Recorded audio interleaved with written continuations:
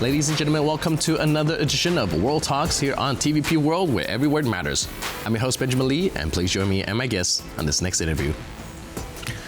In response to mounting global tensions and the looming uncertainty of U.S. foreign policy under Donald Trump's upcoming administration, defense ministers from Poland, Germany, France, and the U.K. and Italy convened in Berlin. The Group of Five, Europe's largest defense spenders, pledged to ramp up military support for Ukraine and to take greater responsibility for European security. What does this mean for Europe's defense strategy? Well, joining us today to discuss this is Marcin Bużański, Director at the Center for Diplomacy and Negotiation from Collegium Civitas.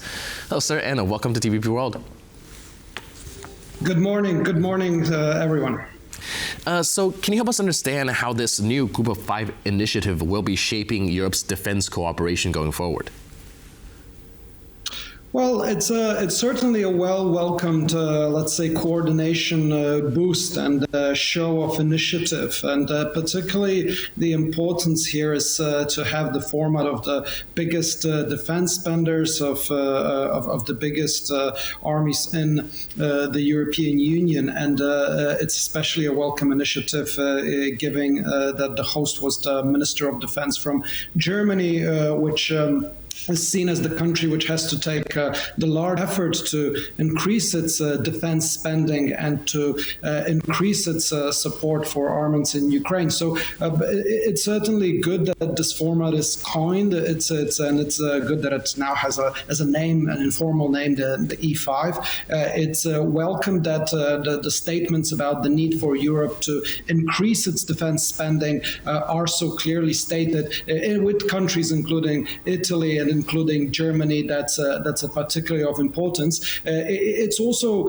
I think, important that this format underlines not just the need for increased defense spending, and I mean there's a common agreement on this, but also where it is allocated. And a lot of the talk in this group was about how do we allocate this defense spending better? How do we prioritize better the question of capabilities, the question of ammunition production increases, defense industry cooperation, and how they all fit together in this new world with the Donald Trump administration in office in a few months to come. So I think that was the third part so important in this meeting, perhaps not stated directly, but certainly the underlying factor. Right, that's definitely something that is looming over the head of a lot of politicians right now. When you talk about the German defense minister leading the group, Boris Pistorius actually emphasized during the meeting that Ukraine needs to act from a position of strength. Now, are there any concrete steps that can practically help them do, like indeed act on the position of strength, like the defense minister mentioned? Certainly, there are a lot of concrete steps. The question is if they can be implemented and if there will be enough political will to do that. Ukraine could receive, for instance, a green light from Germany to use the Taurus rockets as in a similar way like the Atacams and the Storm Shadows. That would make a major difference. It's unlikely that we will see this happen before the elections in Germany. We could see a more financial commitment, which would come closer to what the U.S. is putting on the table right now. If it withdraws it, we could see commitments potentially to increase the direct military support from the stockpiles available in EU countries. We could see declarations about the potential for development of Euro bonds, of Euro defense bonds, out of which increase will be delivered to Ukraine. There are certainly initiatives can be undertaken to strengthen Ukraine's here, and I'm just talking about Europe. But the matter of fact is that the situation on the battlefront is not good. It's really very difficult right now for Ukraine to defend itself. Russia is making significant gains in the Donbass, and at the same time, it is mercilessly firing on Ukraine's energy and civilian infrastructure. We're seeing daily bombardments, with missiles, with drones, which are put Ukraine in a vulnerable, in a difficult position before the talks. So time is really of essence here, and it's good and welcome to see those efforts taking place. There is a risk it will be all too late and all too little, but of course everything should be done necessary to strengthen Ukraine's hand, to give it an opportunity to deter, to defend itself, and at the same time be in that way better prepared for any potential negotiation that might come. Right. So when asked by journalists, the French defense minister actually said that he wouldn't rule out having European troops on the ground. How realistic do you think that is? What's your take on it? Well, I wouldn't discard anything. I think it's unrealistic in the foreseeable future, and this is not new that France has been underlying this possibility. We've heard this from President Macron earlier this year. But what's important is that the idea can be entertained, that scenarios can be worked out, and that Russia understands that Europe is capable of making that move, and if pushed to the situation, it will make it, meaning that a potential scenario where any kind of deal is put on the ground is backed by potentially troops on the ground that are guarding that deal.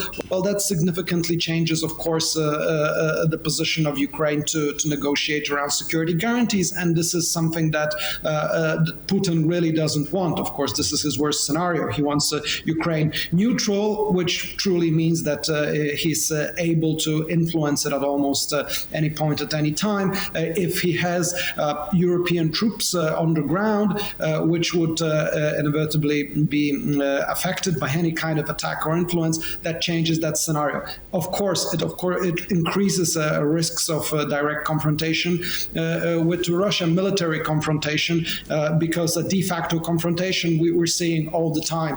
And by the way, this is also one of the reasons this response coming from France is shown to Russia, and also this idea is entertained. Russia is attacking also Europe all the time through hybrid attacks, through cyber attacks, through diversion actions. We're seeing now the packages in logistics companies that have been exploding. This is an escalation of those actions from Russia's side. So in many ways, Europe is under attack from Russia. So it has to show also that it can seriously defend itself and engage itself offensively. And I think this is the last point on this important to underline. Where Russia has been able in the past to succeed was because of its unpredictability and its willingness to engage in offensive actions. And I think the message coming more and more from Europe is that we're also capable of doing that, and we will that if pushed to it. And the fact that the U.S. support might be wavering here because of the new Donald Trump administration means that Europe, to successfully present its force posture, to show Russia that it can have take initiative, have an upper hand, be surprised with its actions, and be bold with them, that also means that Putin might think twice before he conducts any kind of further aggressions, for instance, if there's some sort of a ceasefire deal put in place.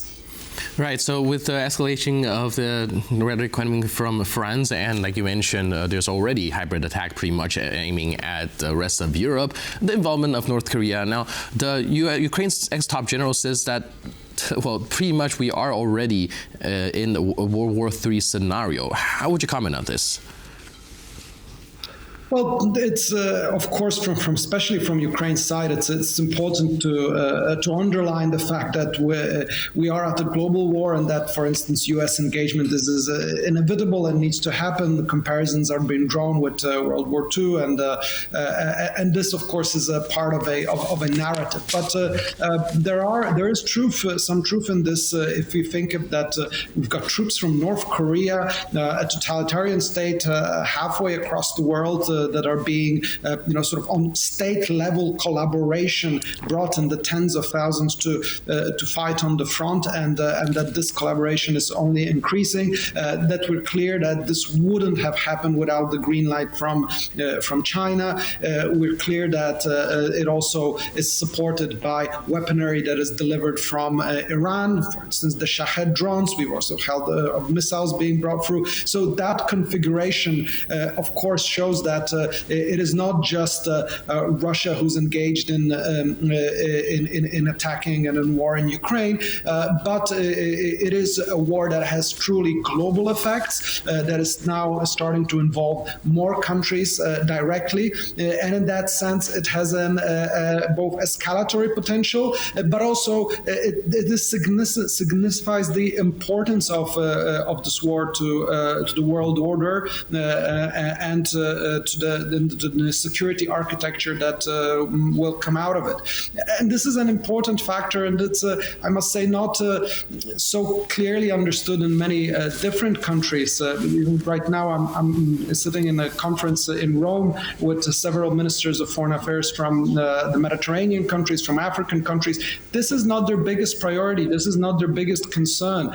They're more concerned about the Gaza war. They're more concerned about the Middle East and the economic global situation. They're seeing the war in Ukraine much more from a regional perspective, that this is important thing that needs to happen on the narrative side from Ukraine's allies, from European partners, to showcase how impactful this war will be, especially if Russia is allowed to be doing what it is doing.